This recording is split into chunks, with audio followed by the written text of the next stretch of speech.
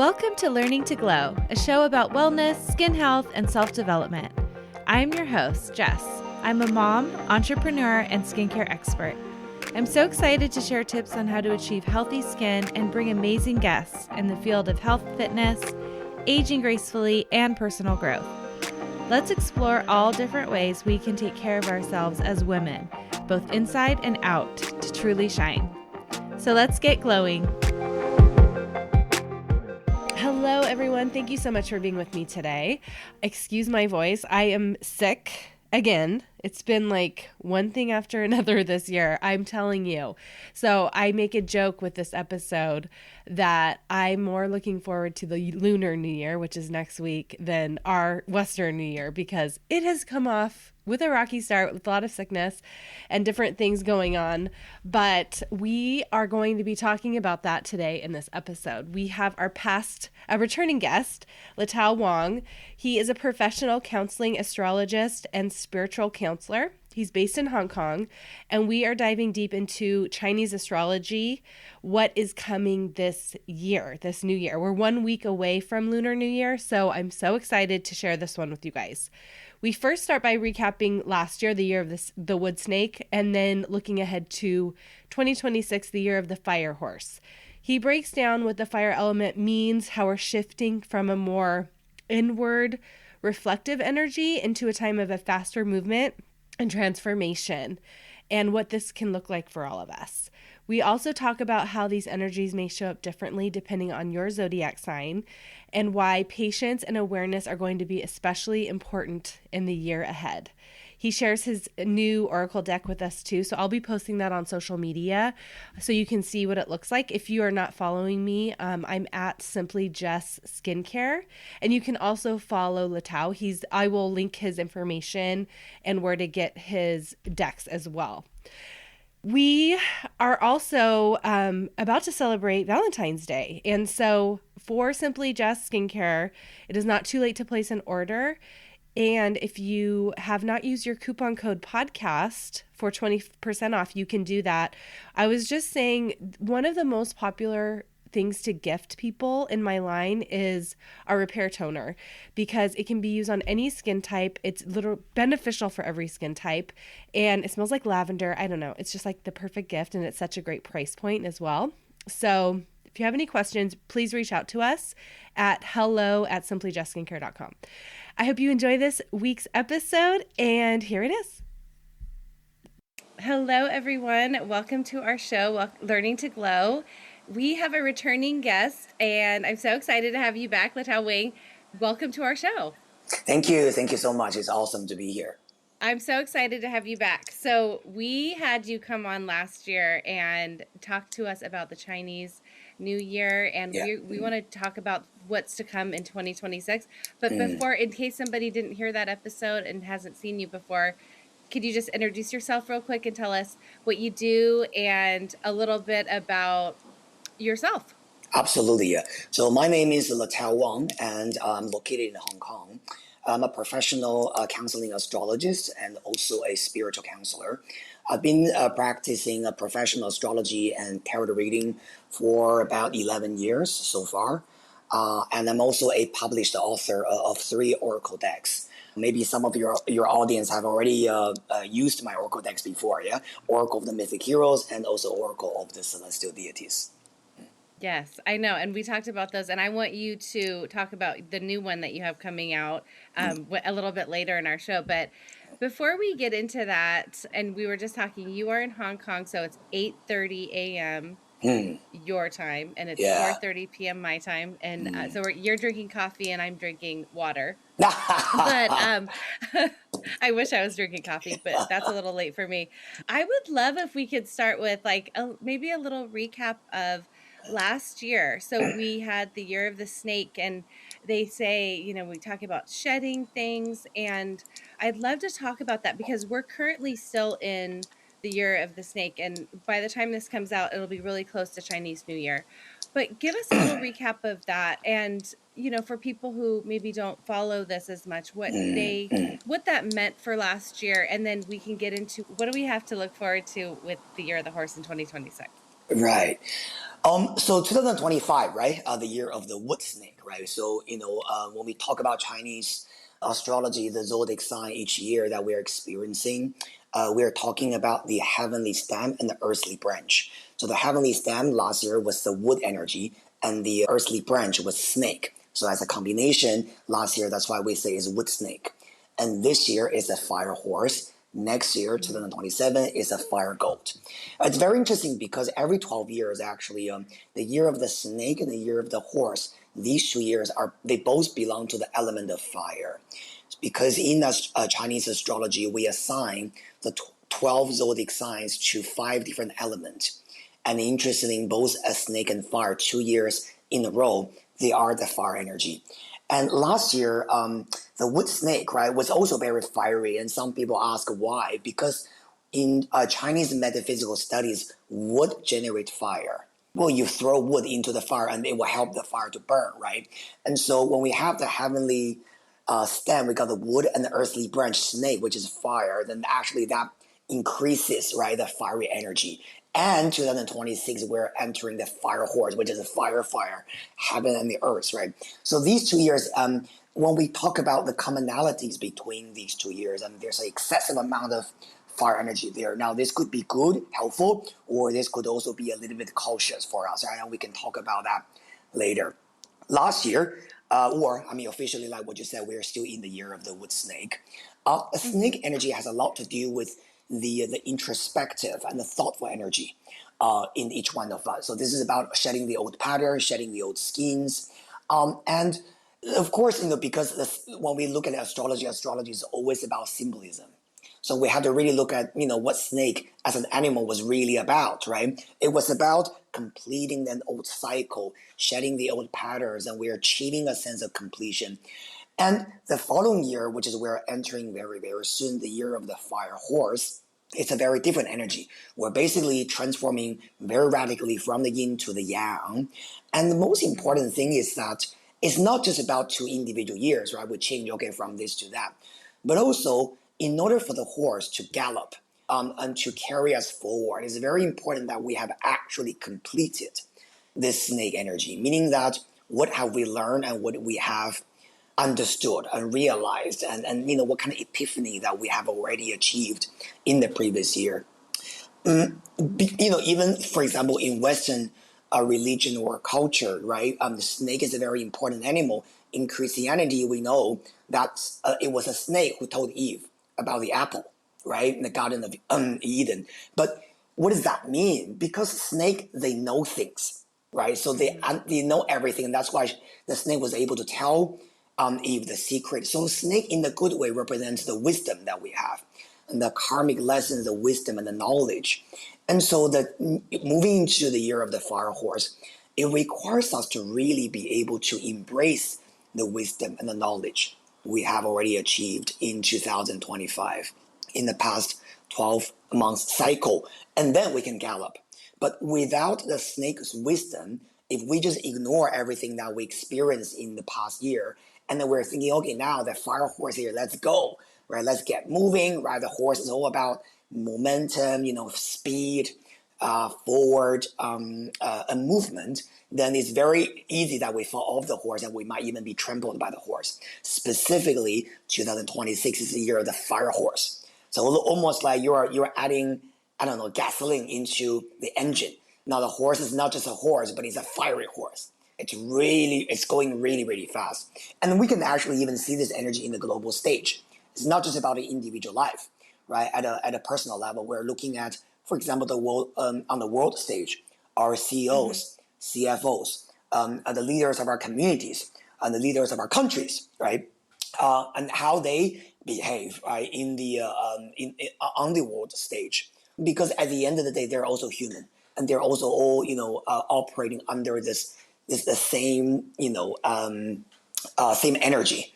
And so I think when we are out, moving into the year of the fire horse, it's very important that we know what kind of the so-called lessons that we have completed in the year of the snake, and how we can gallop based on that wisdom that we have already gained.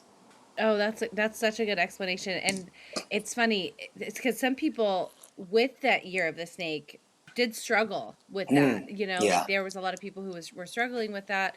And, this year personally, like, I feel like it's started off very rocky for me. Like, Yeah. you think new year, new start. And I'm like, well, I always have Chinese New Year. Maybe Yeah. that'll be my new start. And there was shedding that was going on for me personally. Yeah. Like, I Yeah. could see that. But going forward into the fire horse year, what are some things that we should kind of keep in mind? Mm. And then after that, I would love if you could talk about energetically, what does it really mean for people who don't really know about this, the Chinese astrology as much, and year to come, the year ahead? Yeah, absolutely. I'm going to answer the second question first because I think it's very, very straightforward, and I think it's important for everybody who is interested in astrology. It doesn't matter whether it's a Chinese astrology or Western astrology or even Vedic astrology. Astrology is all about symbolism. So even if you've never studied astrology in a systematic way, just think of the symbolism of that year. So, for example, when we talk about on the year of the fire horse, imagine the universe is giving you a horse that is on fire and says, this is your vehicle for this year. It's a little bit like your car, okay? But it's on flame. And you're going to drive this car towards wherever you want to be. You need to be, you want to be, and that's up to you. But as the universe, this is the vehicle I'm giving to you. And so when you have this symbolism in you, you naturally think of, okay, if I have a vehicle that is filled with gasoline, right? Probably when I push the the pedal and then it's just gonna go really, really fast. I'm gonna be careful with. Or if you can't imagine that, imagine what if it's your child getting their first license and they're gonna go on the road and they're so excited to speed, right? And just to go on that road trip and just with their friends. And what would you be telling your child to do? Don't drink alcohol, drive slowly, focus, right? Things like that. So I think the fire horse here, in a good way, it's about the passion, the inspiration, and this urge to move forward from the year of the snake. It's a little bit like I have learned my lessons in the year of the snake. I have completed my sense of, completion, and I'm done. All right. Now I can't wait to move forward. But okay, yes, we're gonna move forward. We're gonna drive that vehicle, but you really gotta balance yourself. Again, horse riding is exciting. I don't know, Jess, if you have ever done horseback riding before. Yeah, Uh, I you have. have, yeah, awesome. Because in Hong Kong, horse riding is a very popular thing because we have a place called Happy Valley, and we do a lot of a horse racing. The betting. It's a very Uh-huh. popular thing in Hong Kong. Yeah, so you bet which horse wins, right? That kind of stuff. And so it's a very exciting thing for us, but you really have to balance. You have to maintain your position on the horse and keep your hands on the rein, and you have to make sure that you are focused. Otherwise, you might fall off the horse. Or if you're spurring the horse too much, the horse can also be dangerous and be risky and be rebellious against us. And so I think the year of the fire horse is a little bit like saying, okay, the symbolism is about speed, it's about driving forward. But how do you transform yourself moving forward based on the snake energy? Because these 2 years are very, very closely related. That is the reason why the year of the horse is following the year of the snake, even though they both carry the fire energy. And the snake with the yin fire, the year of the horse is a yang fire. So from the yin to the yang, but still you're in the fire element. And sorry, what was the first question again? Oh, I think I was just asking about, like, energetically, what does Uh, it mean for this coming up year? But I have to yeah, say, yeah. like, Mm. yeah, I really loved your example of the car Huh. and your kid, because it's like you don't want to go. Yeah, it's exciting. We want speed and we want to go fast. And I think a lot of people are ready to do that. They're like, I do feel like there's an energy coming of like, okay, I want to change. I want to be a 100%. Yeah. different, health wise. I want to, with my business or whatever it might be. And so it's like, yes, let's go. But then you don't like your kid, you don't want your kid to be out there Yeah. going a million miles an hour. Like you want to do it with intention and Correct. in Yeah. the right Yeah. way. And that's funny because my son is actually going to be getting his driver's license this year. Beautiful. So I'm like, oh yeah, exactly. Yeah. Those are the things that I want. So go on, go. Yeah. Sorry to cut you Yeah. off. And in a good way, I think with the year of the fire horse, right? If you say, okay, and then what can we expect, right, in a positive way from this horse, from this year of the fire horse? Because the fire element in Chinese studies roots our passion, creativity, and inspiration. This could be a great year for us to, just experience that sudden spark of a brilliant idea, right? And then take decisive actions based on that idea. So this year, I think is great for example, creative expressions. If you want to start a hobby or a career that is based on your creativity. This could be about painting, drawing, writing, anything that you create. Especially when I say creativity, a lot of people think, oh, but I'm not an artist. You don't need to be an artist to be creative. Creativity is everywhere in your life. Sometimes even about cooking. You don't have to follow the recipe strictly. You can use your own creativity. Okay, I watched, I don't know, Gordon Ramsay on TV, but I think that my idea is better than his. Great, let's do that, right? So I think creativity has a lot to do with what you give birth to, right? Based on your knowledge and your experience. And this year could be very good in that. And this is very much in line with a Western astrology because from around end of spring and beginning of summertime, the planet of expansion and growth, Jupiter, is moving to Leo. Leo, again, is a fire sign. It's a sign of creativity. It's a sign of children. It's a sign of fun and playfulness. And so I think this year, it's very important that we can really be moved by what sets our soul alight.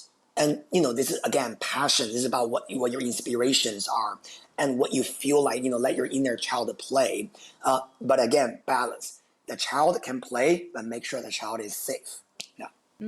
I love that. I think that's such a good reminder for my listeners. A lot of us are women in midlife, Yeah. and I feel like it's very easy to get so wrapped up in what we're doing for everyone else that it's really hard to remember, like, hey, what do you love to do, and like when can you make time for that for yourself, because that's something that I think a lot of women, especially at this time in our lives where there's so much going on, it's what do you mean, like I need to do one more thing or have a hobby, but like that is maybe for this episode can be like a reminder that this is important and this is a good time to do it.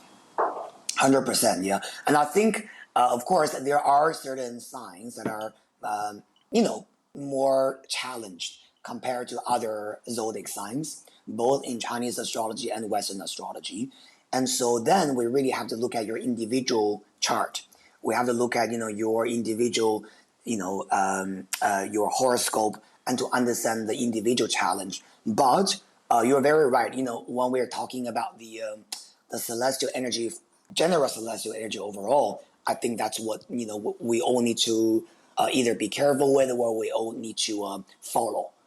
Yeah. Okay. So speaking of that, because you mentioned some of the Western astrology, some of the signs, generally speaking, because, we can't speak to everyone without their information, but Yeah. would you say there are any signs who are like looking good this year? There's some like positive energy coming their way for this year of the fire horse? Absolutely. So I would say this year, specifically more towards like after springtime, summer, autumn, that period of time, it's great for Leo. Leo will receive a lot of blessing from Jupiter and also a Sagittarius. I think for the past 2 years, for a lot of the Sagittarius, they might have a little bit difficult time. But starting from this year, a lot of the Sagittarius will be released from this burden. And also Jupiter transiting in Leo was sending beautiful energy to Sagittarius anyway, because Sagittarius and Leo, they are called a divine trinity. They are friends. And so Jupiter will also bless Sagittarius as well. So these two signs, I would say, probably they are the highlight of 2026. And Aries is a little bit different because even though Aries is also a fire sign, it does receive a little bit blessing from Jupiter in Leo.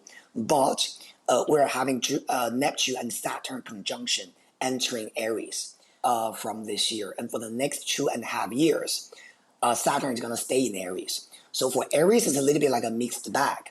It's a little bit like, okay, we are having some blessings in there from Leo. Again, your creativity, your maybe your children, right? Things like that. But at the same time, Saturn is about restructuring. Okay. It's about understanding what kind of karmic lessons you have learned and how you want to change. Because whatever Saturn touches, it needs change. And the longer we stay in our old habit or our comfort zone, the more difficult we feel life is. And so for Aries, it's not just about receiving blessing, but also asking Aries people, take some actions, please. Yeah, time to actually for you to take actions to change your own life. Yeah. So, Yeah. but that's a good thing if you do take that advice and take your actions. We're not Uh, just waiting for the blessings for Aries. They have to put a little bit of work in. Is oh, there any 100%. Yeah. other signs that maybe need to be, kind of like Aries in a way where they're like look out for there might be some things that are tough coming up based on Yeah. like where the stars are? So all the four cardinal signs, I would say, regarding this year, yeah, they have to be a little bit careful. Not careful. I mean, careful sounds really negative. We just need to be very aware of what we are doing. And the four cardinal signs are Aries, Capricorn, Cancer, and also Libra. So those are the four cardinal signs. And actually, because Saturn will stay in Aries for 2.5 years, so not just this year, but for some of the people falling to those four signs, even next year, 2027, could be their time of transformation. Yeah. Okay, so that's good to know. So it might not all happen this year, but it's Correct. Some coming of them are for a going to lot be of those next year, signs. yeah. Depending on when you were born, right? Because if you were born at the very beginning degrees of these four signs, it would be this year. But if you're born more towards late, like for example, let's say if you're in Aries, if you were born like late March, Aries, that would happen probably this year. But if you were born around, mid-April, let's say April the 10th to 15th, 17th, 18th, you're still Aries, but you're at the end of the Aries, and that would more towards a lot next year, 2027. Okay. Okay, I love Yeah. that. That's great. I know people in that range Yeah. for Aries. Ha ha ha. So when it comes to just like generally speaking all 12 signs navigating this next year, do you have any other tips for us? Because I know a lot of people have like some big goals that they want to accomplish and working with this year coming up and the way that Chinese astrology what it has to offer us, like what are some tips that you can give us to make sure that it's as successful as possible? The Saturn in Aries really is about patience, to be honest. Mm. It's about practicing your patience. However, I want to make it very, very clear that patience does not mean that you sit there and twisting your thumbs and do nothing. Patience means that you're taking actions, but you can take the time to wait for the result. And that's what patience, I think what patience is. Because sometimes people think patience is about, okay, so I just sit here and do nothing. What do you mean by patience, right? I don't want to sit here and do it. No, do everything you can, right? You need to be productive. You need to get things done. You need to do everything within your own capacity, right?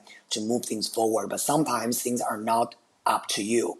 It's up to other people's convenience, other people's timing as well. Especially if your issue is to deal with other people, my kids, my husband, my wife, my friends, right? Even when you talk about business, it's about the timing of your clients. It's about the timing of your boss, right? Things like that. And so still do everything within your capacity, but the most important thing is practicing patience. Saturn in Aries has a lot to do with the karmic lesson that we learn because we are impatient or because we are just kind of like, again, galloping.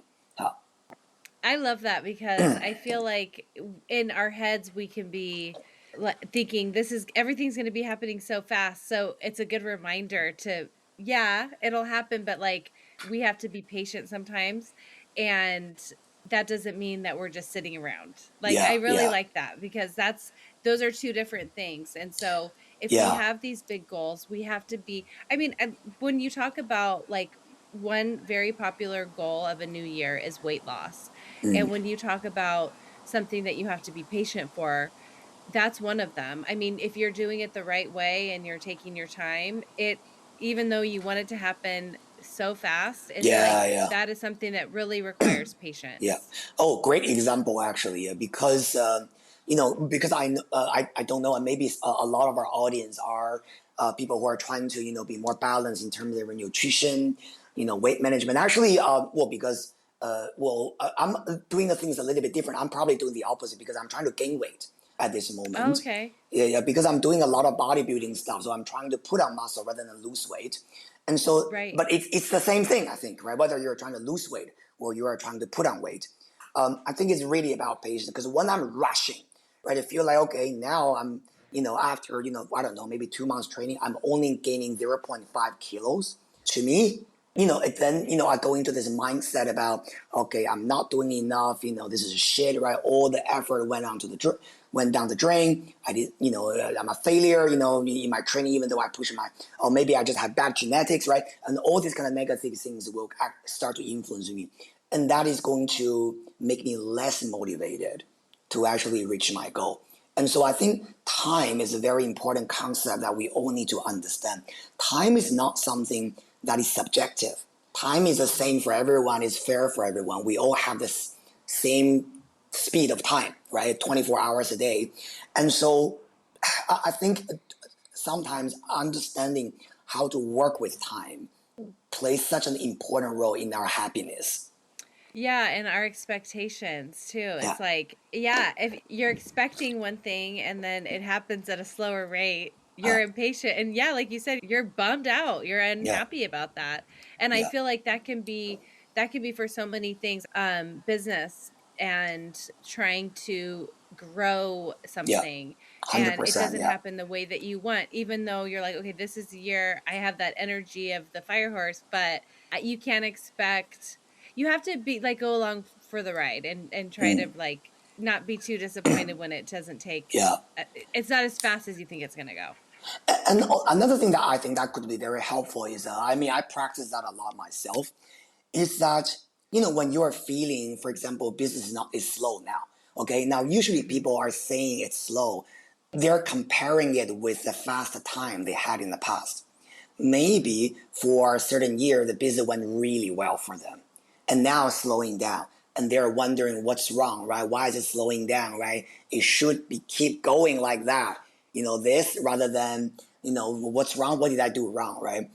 And here's a different perspective, right? You see, when things are slow, we think there's something wrong. But when things are going really fast, faster than anybody else, we don't think it's wrong. We take it for granted. We think it's supposed to be this way, supposed to be good all the time. And when it's slowing down or when it's not good, I'm not accepting that. But when I used to feel like that as well, to be honest, with the things, because I think that when things are going well, it's supposed to be that way, right? It must be that way. And I can't accept anything lower than that. And then really good friend of me, when I was having this conversation with her, and she said, you're not grateful. She said, when you are actually having your highlight in life, there's a lot of people who are not getting things done, who are suffering from things, but you think it's normal for you to have everything you want, right? And now it's not your time. It's for them to fly high. It's for them. It's a good year for them. They need to speed up, and now it's not your turn. So she said, stop expecting every year to be a good year and stop expecting everything should go your way. Sometimes it's other people's time. It's for other people to shine. And you need to be humble and low key and go slow and not taking the center stage. Sometimes it's other people's turn. And you need to understand that. And I thought that was such a great perspective in life. And sometimes when I'm not, reaching my goal, I just think that, what, I'm happy for someone else to do it now because someone else is reaching their goal. And that's how the society is moving forward. Everybody has to have their own time. That's so good. And I think that is helpful for a lot of people who, there's a lot of people who have services that they offer and you're like busy one, but that just shows like life is a flow. It goes up and down. It's like Yeah, it's easy, like you said, to take for granted those good times, and then when it's a bad time you panic and you get I know that it is very stressful when you are worried about consistency and there, but that is a flow that sometimes happens with different things. So that's a yeah, really yeah. good way of looking at it. And when business is slow, maybe that's the time for us to focus on our health, right? Yeah. I mean, we have so many different areas in life that we need to take care of. When business is slow, maybe we need to focus on the health, or maybe when When family energy is not very good, maybe we need to focus on maybe a career, or maybe focus on our creativity, our hobby. I mean, there's always. Here's the thing: when Jupiter is moving in the sky, it's gonna blessing somewhere on your chart. So there's no such thing called everything is going badly. If you know what I mean? Because I hear that a lot Right. from clients saying that, oh, just nothing goes well. No, no, no, I don't think so. Something has to go well. But maybe the thing that is going really well is not really your focus. And that is why we can't really be happy about that. Let's say, for example, all you cared about is earning money. But if it's a bad money year, then you might think that's a bad year overall. But maybe that year your kid is doing really well in school. Your kid is, maybe winning award in school, being praised by teachers, right? Your kid is health is really good, right? But maybe for you, all you're thinking about is, but my business is not going well. My kid is doing well. So, okay, yeah, that's fine. Yeah, but whatever, So again, this is about there's something in our life that is going well. And so the so-called joy and happiness at the end of the day, how can we find that? Focus on the things that are going well for you.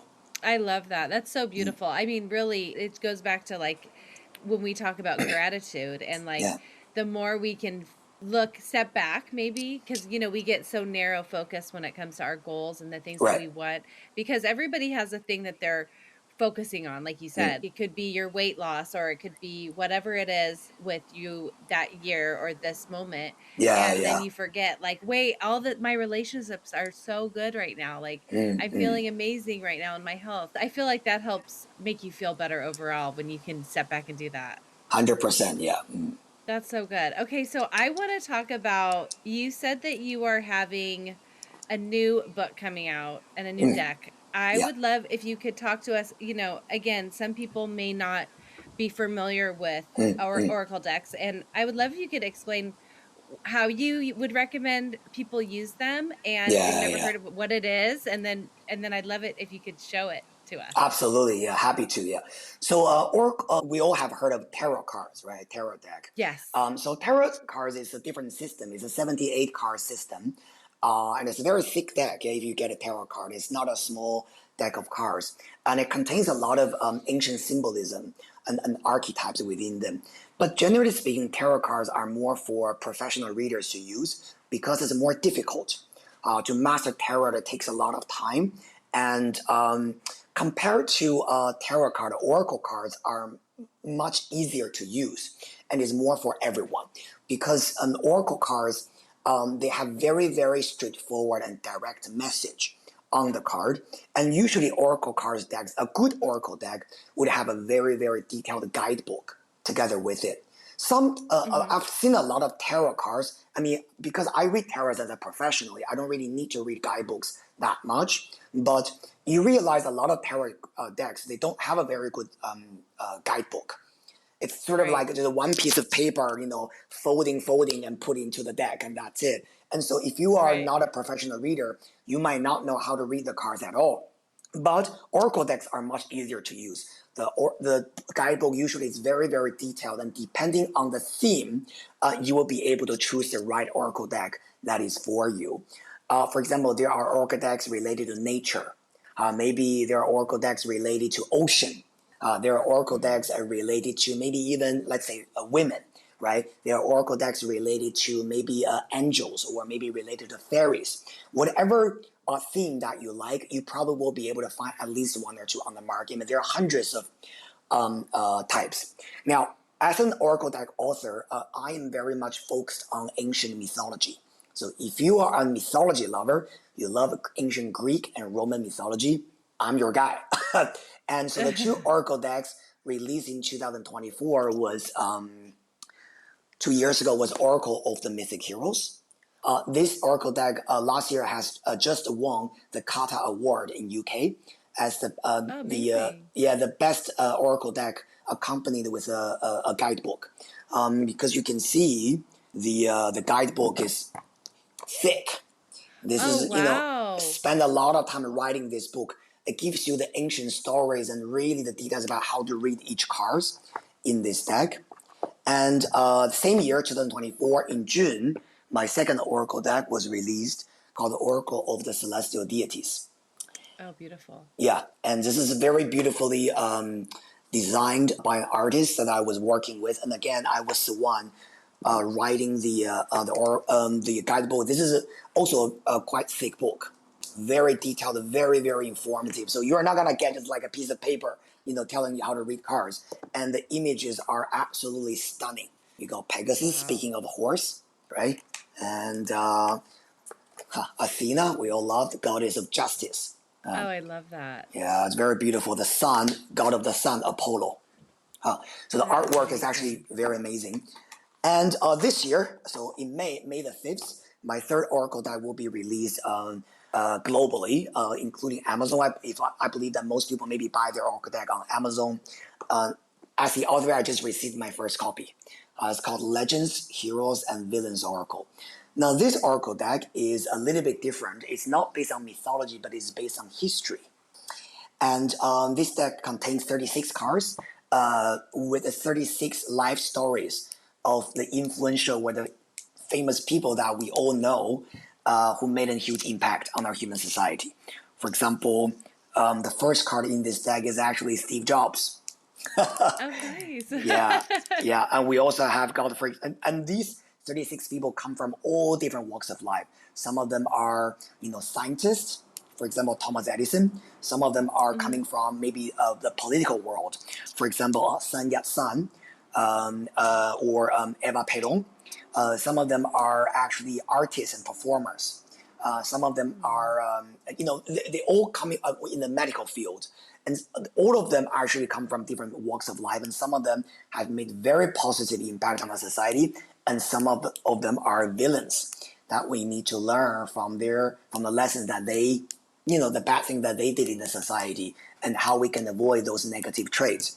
And so I think this deck is going to be an amazing deck for a lot of us if we're interested in history, right? Famous people's stories. And I also think that this deck could be an amazing tool even for teenagers, for children, if they want to learn. If you're a parent and you want your children to learn real history about, the famous people from the past, I think this could be, I would recommend this not just for adults to use as your spiritual guide, but also I recommend this as a tool to use for teenagers. I love it. Congratulations on Thank you. that. Yeah, That's so thank you. exciting. I'll make sure that when this is released, I will go ahead and link it and make sure I can share it with all my listeners when Thank you so much. when the deck is released. Yeah. Yeah, yeah. So you can send us the link to pre-order, right? Okay, awesome, absolutely. Yeah, Yeah. it's already on Amazon for pre-order now, so I'll send you the link. Yeah. Yeah, so then people don't have to wait until May. They can make sure they get it so they don't forget. Absolutely. And then when you are having, like, say it's your first Oracle deck and you get an Oracle deck, do you recommend having a question and pulling a card, or just like pulling a card for the day, or like what do you recommend for like a beginner? Okay.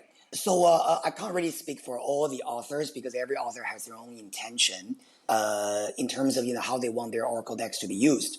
But as an author, for me, I would really recommend, if you are a first-time user of my decks, just read the guidebook first. The guidebook, you read it as a book, as a storybook, and instead of pulling cards right away, because I think it's important for us to be immersed in those stories to understand the stories, the myth, right, the history first, and you will enjoy it because that's really the intention. When I was creating the deck, for me, it's all about the stories and the writing, and so I really want you to read the stories and enjoy the stories, and then when you really get familiar with all the stories in the guidebook, then when you pull cards, it will be much easier. And of course, in the guidebook, there's also detailed explanation teaching you how to use the Oracle deck. What kind of, for example, you can do one card pull, three cards pull, six cards pull, or things like that. So the guidebook is actually quite comprehensive. It's not just about the card meaning, but it also teaches you how to use it as a beginner or as a more advanced reader. Oh, that's perfect, because I think a lot of people, if they're new to this, they need that information of how to use it, and I love that because I've seen other decks where you're right, it's just like a tiny piece of paper, and you have like a beautiful like full on book to explain everything. So and it's and the artistry is really beautiful. So thank you so much for sharing that. I'll make sure to link. You're going to send me the link so everybody can check it out for themselves, and I'll link your website as well. Thank you so And much. Thank you. Thank you. Thank you for coming back. And we'll have to have you on next year for the Absolutely. Yeah. Hope you have an amazing year ahead of you, Jess. Yeah. See you next time. See you next time. Thank you for listening to this week's episode. Please subscribe and review so we can reach more people who want to learn to glow alongside us. See you next time.